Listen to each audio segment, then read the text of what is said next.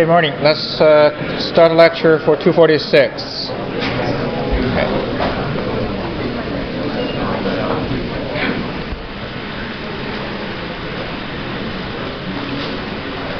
Okay. In last lecture, we started the concept on system linearity. Okay. So finished the concept system causality, and now we're on the concept system linearity. First, what we did is we introduced a concept called operator, okay, to represent a system.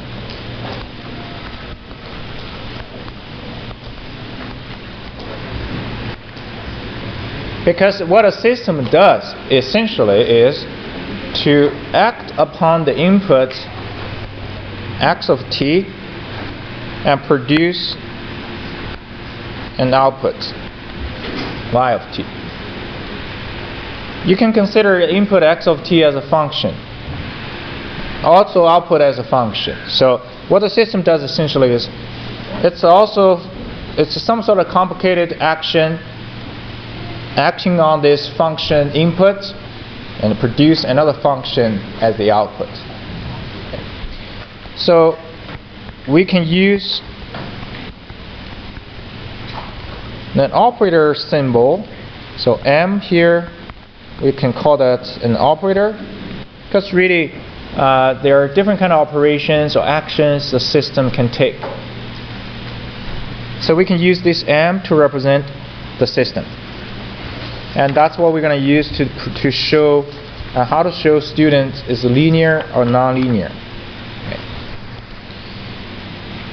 So first, I'll write down a theorem here, okay, as to what a linear system is.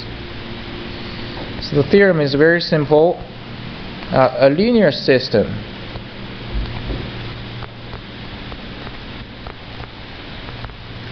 is a system that obeys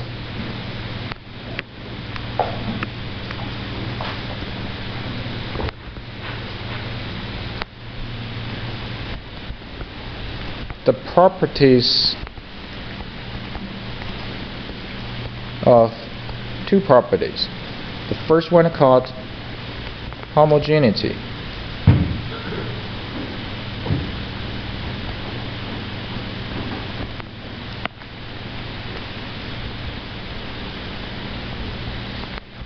The second one is called additivity.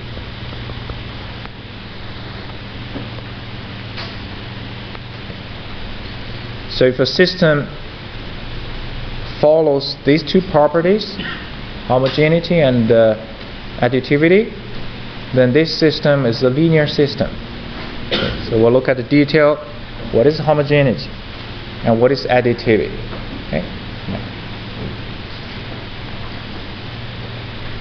Okay, recall that now we have, physically we are using this symbol here for system now, okay? Yeah.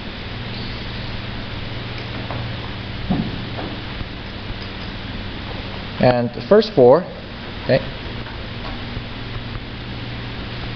Let's let x1 of t and x2 of t, okay?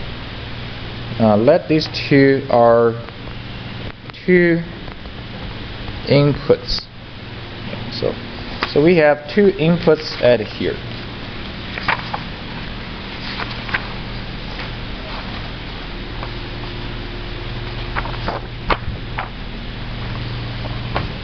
So I think for now there are a lot of symbols going to flying around here. So I want you to be very clear as to what the symbols represented here. So for example, right, if I go back to the generic description of a system, here's input x of t, and here's output y of t. And now I'm saying x1 of t, x2 of t are two inputs. So basically, if I treat x of t as a general input, doesn't matter what kind of input, then I can think of x1 of t, x2 of t are two type of specific inputs. You know, it could be maybe this is a cosine t, this is a sine t, for example, right? A function, basically, arbitrary function. It could be even just t or t plus 1. but that's just a specific input x1, and that's another specific input x2. Okay. So let's look at first. Let's look at the easy one. Let's look at the additivity property here. Okay.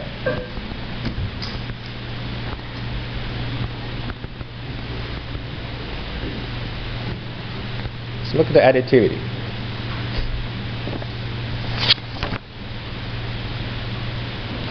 I'll write down the additivity first, okay, and then we'll try to basically show what exactly is going on here. Okay, and we'll explain what it means here. If x1 of t is a input and x2 of t is another input, then according to the system, this is a generic system, then basically what happens is when you give the system x1 of t, it will produce a output, let's call it y1 of t. So now if I using, for example, the cause and effect concept, let's say if this is a cause, this is input at here, it will produce an effect which is the y1 of t. Okay, so you can consider this as this is a cause here. This is cause number 1, and then it produces an output. Okay, and this is an effect of the cause. And similarly, if you have x2 of t, it will produce y2 of t. So you can consider this as a cause number 2, and this is the effect number 2. Okay.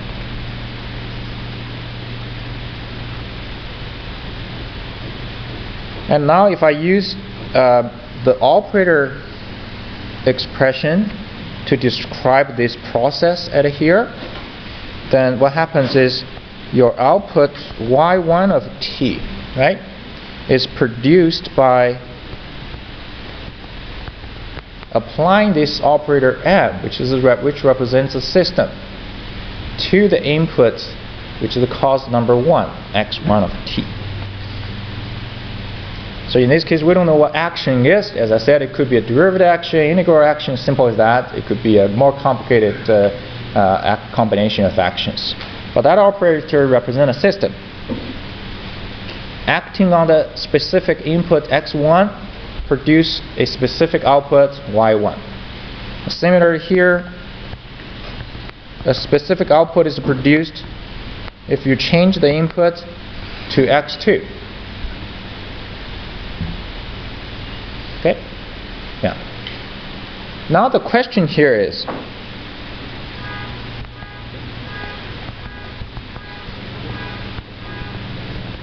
so the question here is, what if I change the input to the system to be the sum of the two separate input x1 and x2? Right? That's the idea. So if I change the input from this and this individually to a sum of these two functions, two inputs, and what does this produce? Right? Now, yes, it will be a new output. But we're talking about additivity property, right? So additivity property basically dictates the following property. If your new input is this, so apply the same mathematical expression, your new input becomes an addition of the two separate inputs x1 plus x2. It's supposed to produce an output, right? So let's call it maybe y3 of t. How about that? Okay? And it's supposed to produce y3 of t. Okay? Even you can call this x3 of t. Right? Together you can name it x3 of t. So additivity says this new inputs will give me these outputs at here. So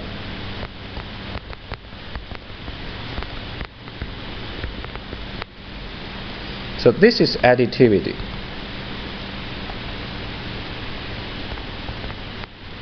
Sometimes we call it additive property.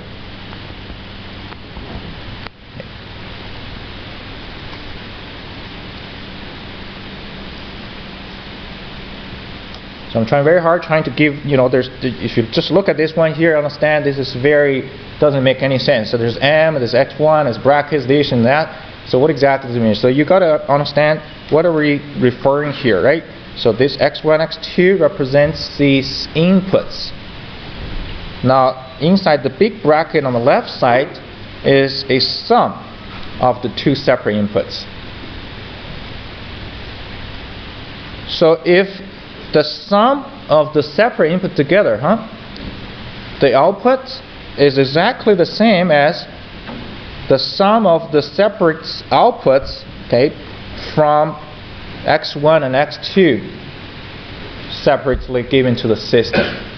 Then this is called additive property. Okay.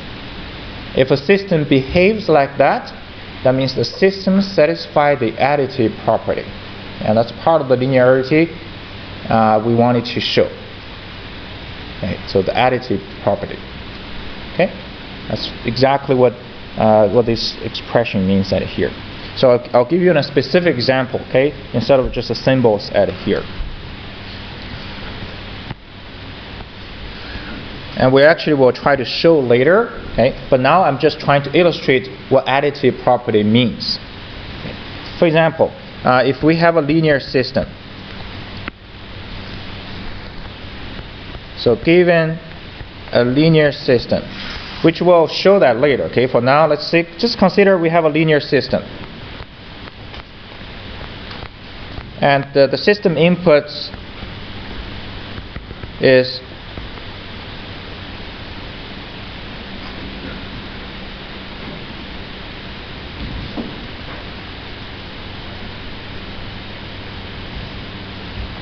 t to the power of the k. Okay, so input is t to the power k. I'll give you a relatively, actually a little complicated system here. And k can be 0 and 1 or 2, okay, can be any numbers. When the system input is this, its output is cosine k times t. So very much like this, okay, so you have inputs here and outputs of this. Okay. So now I wanted to show you what additive property means for this linear system. So let's say I have x1 of t, okay, which is t squared, and x2 of t, t cubed, let's say not t4, x3 of t, t to the power of 6. So those are all the possible values of k. Okay, so I should see the k here, write it a little more. K here can be 0, 1, 2, up to infinite, any numbers possible. So suppose we have these three inputs at here, just the different values of k, right? Yeah. Okay. So first tell me, what does the first input produce according to the system? Excellent. Cosine 2t. Just be careful, because I was saying some student instead of write cosine 2t, and they write cosine what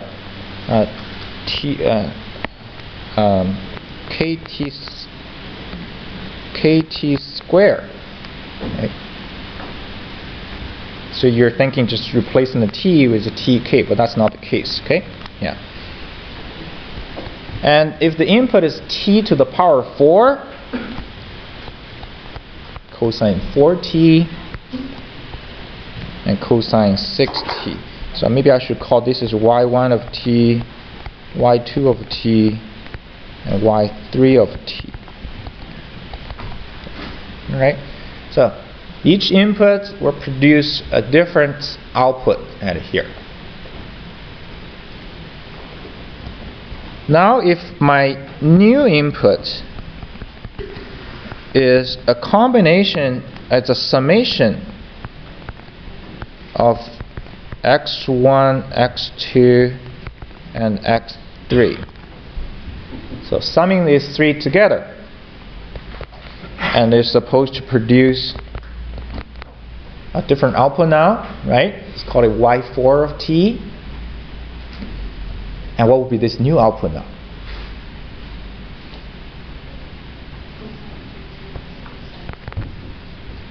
Exactly, right? The reason that Horror, right? The Horror can make that conclusion is because this is the linear system. And it must satisfy the additive property. And additive property says when you combine the two inputs together, the output will become just a summation of the individual outputs when you insert the input separately. So here you're going to get t squared plus t to the power 4 and plus t to the power 6, right, because of the additive property.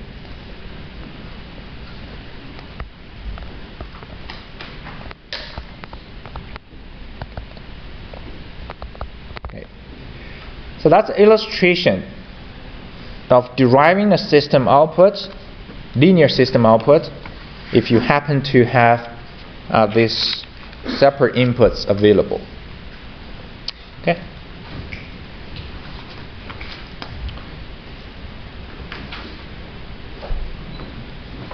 Second property is the homogeneous property, or we call that homogeneity.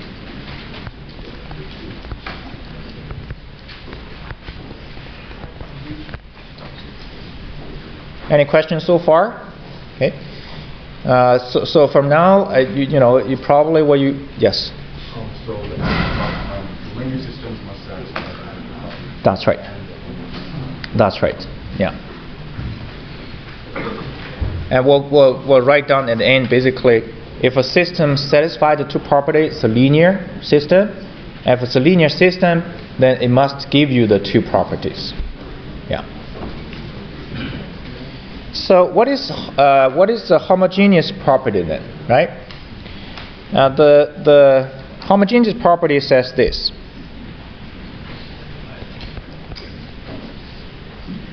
If x of t is input,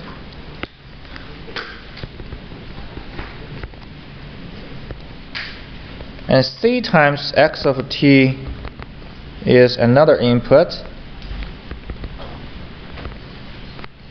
and here c is a constant. Okay, c is a constant.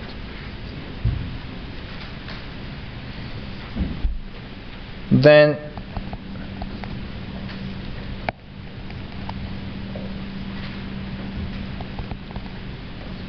if you have the following expression satisfied, so basically you give your input c times x of t to the system.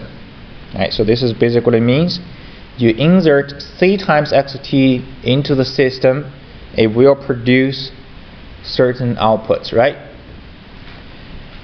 And you can also insert your x of t to the system.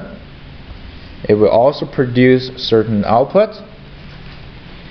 If the two outputs is related by m of these equal to c times this, so it's just the scale difference, right? Then c is from the original input c times x of t, the coefficient. If this is satisfied, then we see that the homogeneous property is satisfied.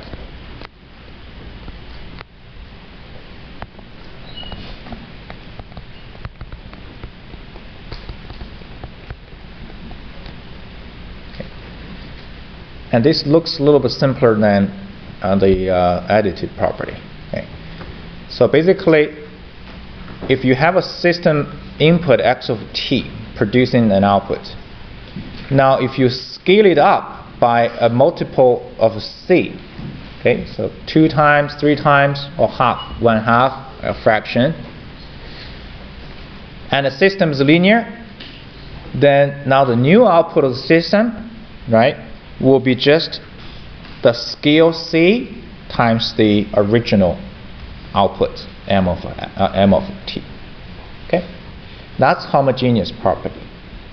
When you put these two properties together, if a system satisfies both property, then the system is linear system. That's what this theory says here, right? So the theorem, a linear system has to satisfy both of these properties. Okay. Now, in reality, you can always check both properties separately, right? To check whether the system is linear or not. But we do have one overall property that actually combines these two properties together, right? Which is called a superposition property. So I'll write it down here.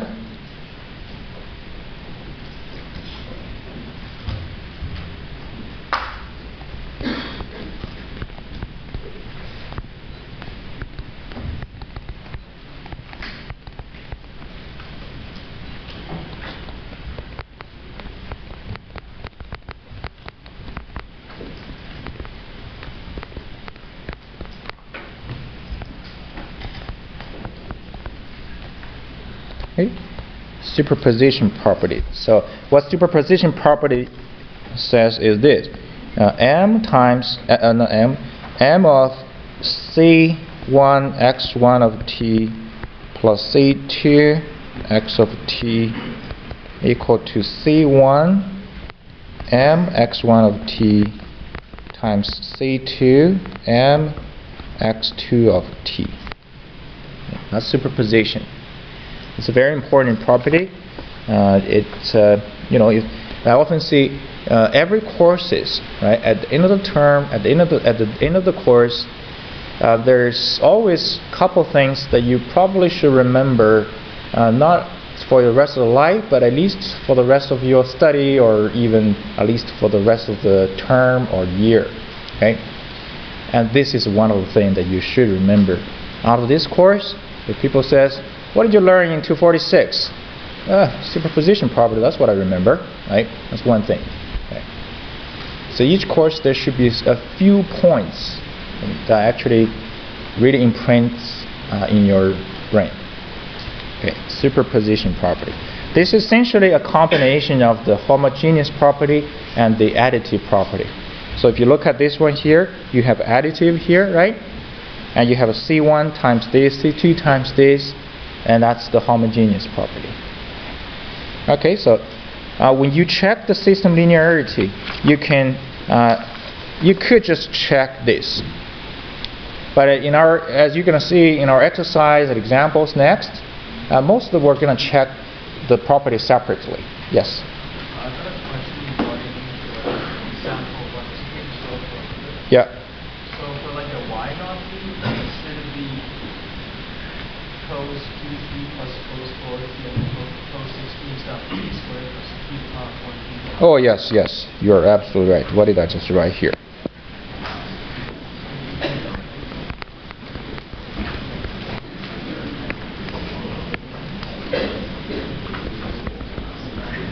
That's the spirit I'm looking for, huh?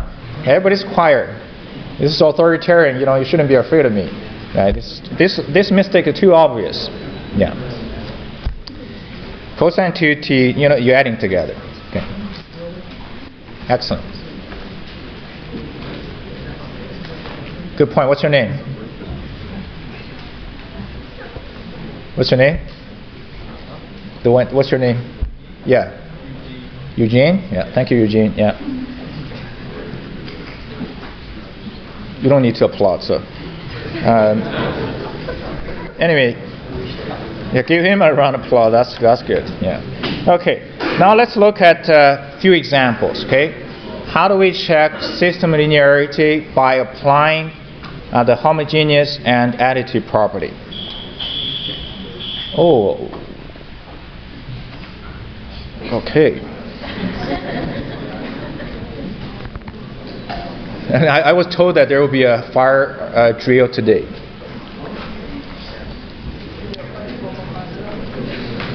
So let's look at example here.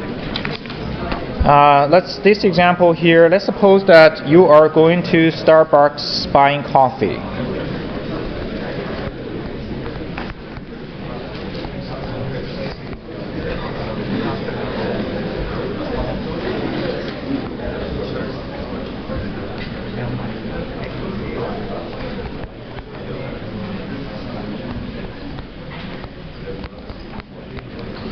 Okay, this is not an accurate description of what Starbucks is going on here, but just a rough estimation. Okay. So if you buy so many, and you make basically a table, and you observe what's going on at Starbucks, trying to save yourself a few bucks, right? So for example, let's say if you spend $2 and you get one drink, you actually spend more than $2 now to get a drink, right? If you spend $4, you get 2 drinks. If you spend $6, you get 3. And if you spend $8, you get 4 drinks. Right? Starbucks has some reward program.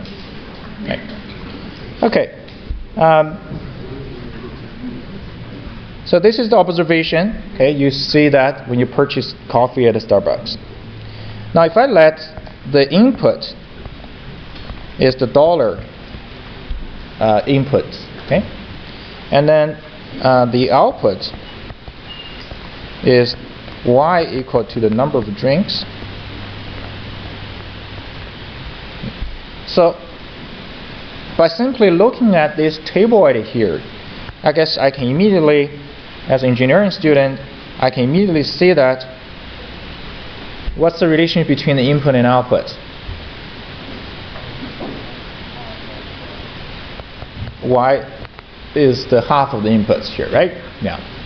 If I use a system concept, I just throw money into the Starbucks system, which is an operator, and it spits out this output, right, as number of drinks, coffee. Okay, that's our system here. And now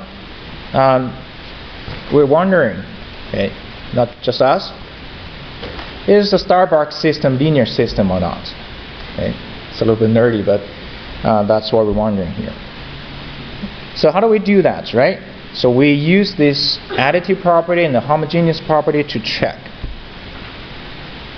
So basically this is our system and here now. And I'm going to check, first we'll check additive property. If both properties are satisfied, then we prove that it's a linear system. I think you have a hunch this must be a linear system, right? Okay. So what we do is we let x1 and x2 as 2 inputs. Now, to check this additive property basically means we're going to check, one is what is the output when you add these 2 inputs together, and also what is the output, right, when you separately insert x1 and x2 as inputs. So we want to basically see if this first one and the second one, whether they are equal or not. If they are equal, then this additive property is satisfied. If they're not equal, then it's not satisfied. That's a logical way of thinking here. So we calculate this and this separately, and then we put them together, see if they're equal or not. Okay. So let's do this here. So let's look at what is mx1 here. Okay. So if my input at here is x1 plus x2, so this is your input. Always remember what the system is. The system is y equal to m of x equal to 1/2 x. So for now, there's a lot of, sometimes you probably don't even know you're making mistakes here, okay? But I want to just to refresh your mind a little bit here. Now forget about system, just come back to the simple function concept. Let's say you have function f of x, and I'm asking you, it's x squared. I'm asking you, can you tell me what is the value of y at 3, x equal to 3? So what do? You replace the 3, you replace the x with what? 3, right? So if I say, can you tell me what is the value of y at x equal to x1? So what do? You replace the x with x1. If I say, what is the value of y at x equal to maybe x1 plus x2? So what do? Now you replace the x with x1 plus x2, right? So it's a substitution concept. Okay? Yeah. So coming back to here, my input is, instead of x, the input becomes x1 plus x2. So this is an operator. Basically, operator is like a function. So now I replaced x with x1 plus x2, right? That's your output here, okay, based on the given system. And what about mx1 plus mx2? Okay, that's separate inputs and adding them together. And according to the system, same thing. So you replace the x with x1, and then second one replace the x with x2. And you can literally see that these two, they're the same. So you can conclude that additive property is satisfied.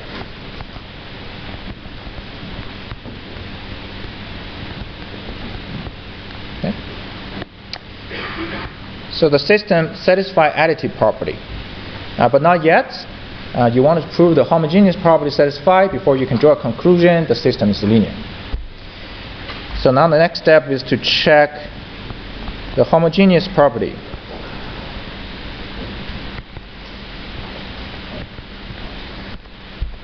Homogeneous property basically says check this output and also check this output and verify. I put a question mark here, okay? Verify whether the left is the same as the right. Okay. So you do need to write separately. One of the common mistakes at this stage is you need to make your writing logical. Especially I see that in an exam, a lot of students, before they show that these two are the same, they already write it down. This equal to this, right? Before you can show that you don't write the equal sign, you have to write. You have to show what this is, what that is, and then you can write down that this equal to that. So let's look at first. Let's look at what mcx of t is, and this is the input. The input in this part. What's the input in this part actually?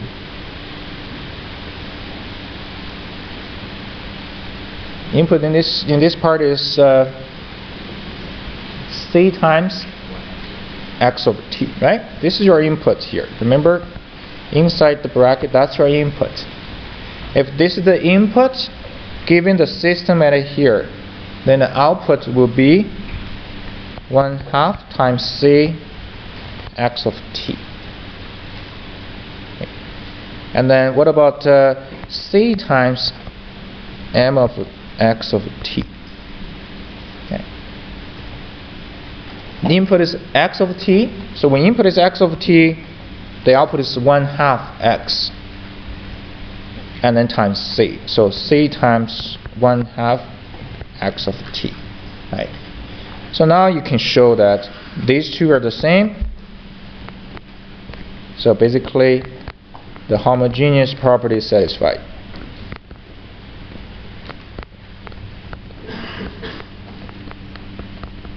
So both properties are satisfied.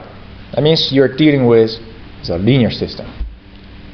So now you can conclude the system is linear. Okay. So I encourage you at this stage, do not skip steps. and write logical steps, okay, in your assignments. Logical means just like what we're writing here. Don't think that you know already in your head, just write it down. Write a few words, it helps you the way to think. Okay? Yeah.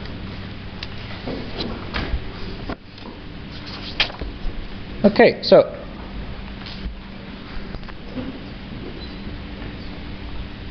now I'm going to change the question slightly. Okay. So let's say if you go to the Starbucks and you buy coffee and you find that today there is a promotion, which is buy 3 get 1. Okay. You buy 3 coffee, you get 1 more. So basically means when you spend $2, you get 1. You spend $4, you get 2. When you spend $6, you get 3 plus 1 added here. Okay. So I don't have an equation now for this. Okay, so this is dollar, this is number of drink. Very similar like before, when you putting the dollar into the system, it gives you a number of drinks. Okay. Now we're wondering, is this still a linear system or not? If it's not linear, it's not linear. Okay? Yeah. So how do I check this then? Right? I use actually basically plain words to check. Still, we check additive and then homogeneous. But sometimes you don't have to. You check additive is certain satisfied, then you don't need to check homogeneous property. Okay? Yeah. So let's check additive property here.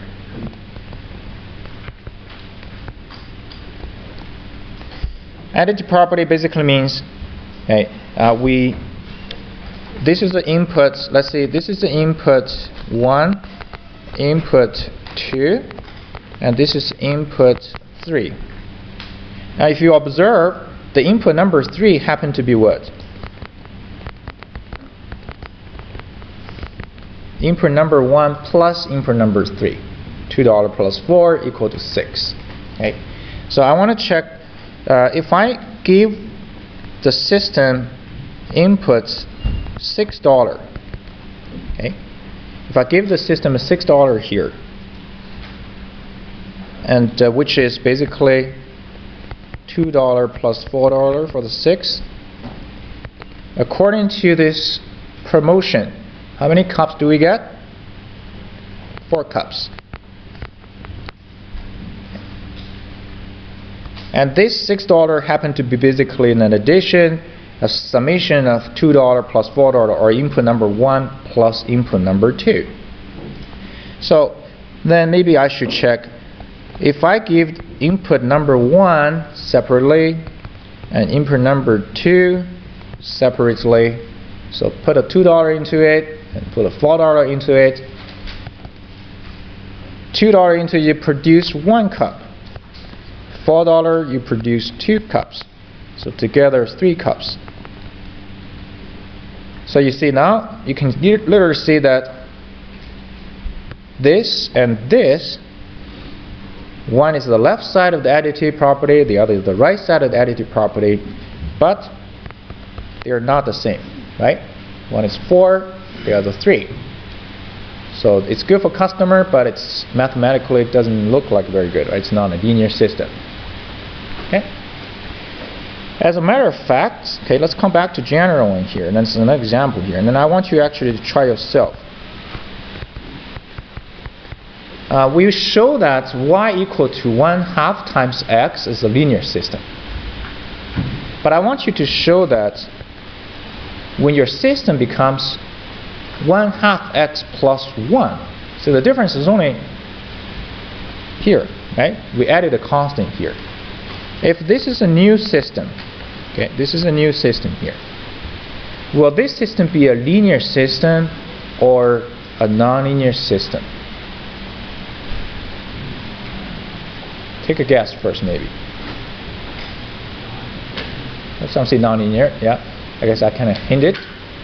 So you should actually don't be fooled by the expression Because when we look at the expression here, according to what we learned, this is what? This is essentially like a line in 2D, right? And we typically call that linear equation, isn't it, right? We call that linear equation. It is a linear equation. But if you use this one to represent a system, and it turned out it's not a linear system. Okay, so that's the idea here. So I want you to show, show that it is not a linear system.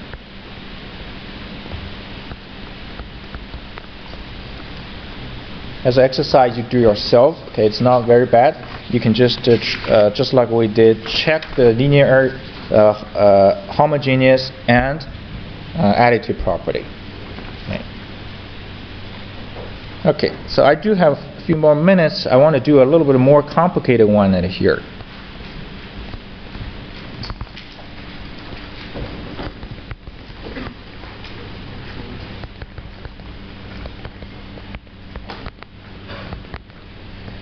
And here's a very strange system. If the input is x of t, so you can call this is basically input x of t into the system,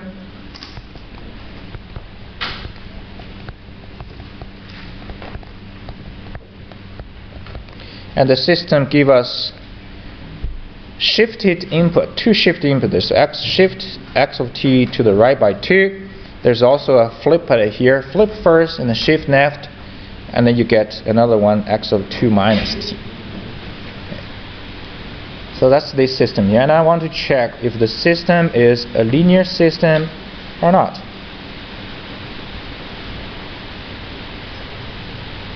Okay. And this time, I'll give you a demonstration of using that superposition to check the linearity properly. Okay.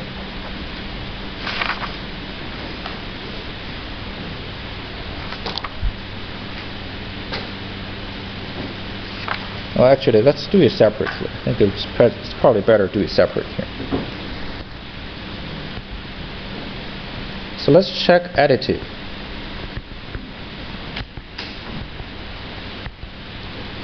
Additive property basically means consider inputs x1 and x2. So consider two different inputs, x1 and x2. Now, before we check anything else, if the input is x1 of t, according to the given system, then the input will produce an output y1 of t.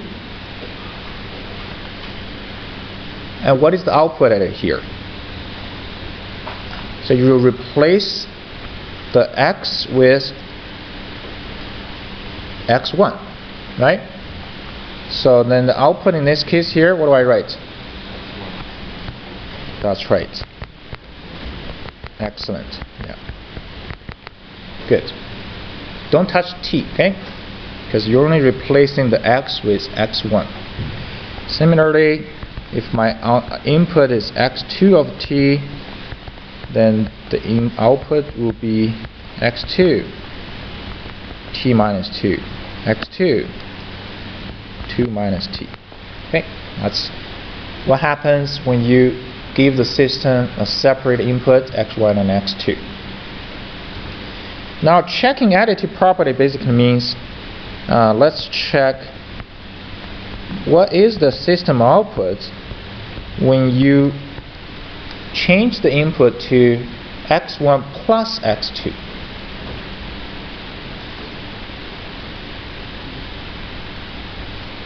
So basically, what does this equal to?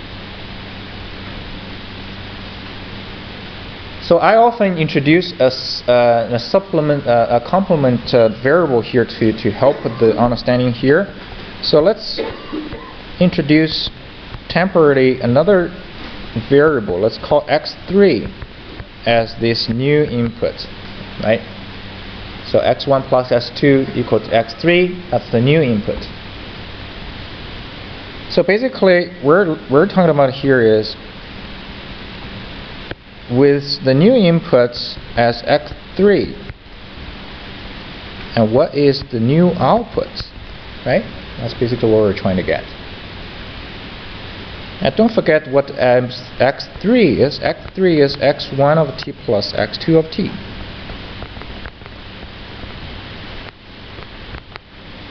Okay. So I'll put this in the bracket here. Okay. Don't forget that. x3 basically is x1 plus x3. But it doesn't matter what x3 is. If I have inputs is x3 of t, what is the output? If the input is x3 of t, just like x1, x2, the output is what? Exactly, right? Okay, that's your new output if the new input is x3. And now we come back. What is x3? x3 is x1 of t plus x2 of t, right? That's x3 really is. I don't want x3. I want the x1, x2 back. But now look at this one here now. You have x3 t minus 2. So how do I deal with x3 t minus 2? Here's x3. So what do we do with x3 t minus 2? What's changed? What's changed? The change is from x3 of t to x3 of t minus 2. So you replace the t with t minus 2. So the first expression becomes x1, replace the t with t minus 2. Replace the other t with t minus 2. And similarly, for the second one here, replace the t with 2 minus t. Replace another t with 2 minus t.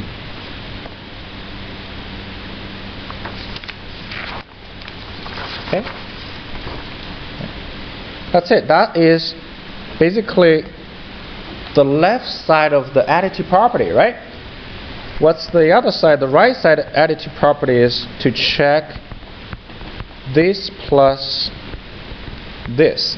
Okay, this plus this.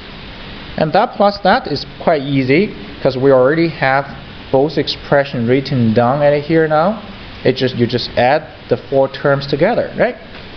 So if you add the 4 terms together, so that's x1 t minus 2 plus x1 2 minus this is x 2 minus t, and then plus x2 t minus 2 x2 2 minus t. Okay, that's the other side of the additive property. And now let's compare these two, right? Let's compare these two, left and right. Are they the same or not?